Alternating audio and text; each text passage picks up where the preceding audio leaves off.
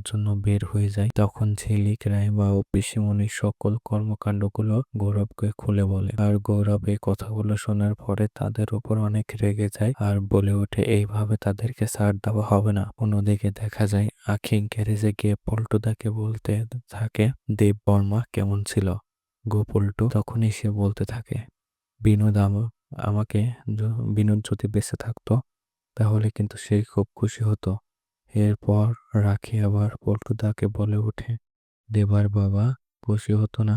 এই কথা শুনে মন খারাপ করে উঠে বলে, এই কথা আমাকে জিজ্ঞেস করছিস দেবকে কখনো করছিস না? তখনই দেবার পিছন থেকে বলে ওঠে, কার বাবার কথা বলছিস? কথা শুনে নাকি চমকে ওঠে। এরপর আখি দেবের কাছে তার বাবার কথা জানতে চাই। আমার মনে হয় পিয়াসের সাথে কোনো সম্পর্ক নিশ্চিত আছে দেবার, আর সেটা আমাকে জানতেই হবে। এরপর দেখা যায় দিলীকে সকল গয়না বন্ধক দিয়ে গৌরবের সাথে সেই টাকা নিয়ে ছাতা বাড়িতে আসে আর সবার সামনে বলে ওঠে, আজকে যেভাবে হোক চিকিৎসা শুরু করতে হবে, আমরা গিয়ে সকল টাকা আজকে জমা দিয়ে দেব। এমনটাই দেখতে চলেছেন নতুন পর্বে। এরকম আরো নতুন সব ভিডিও পেতে, সবার আগে পেতে আমাদের চ্যানেলটি এখনই সাবস্ক্রাইব করে রাখুন।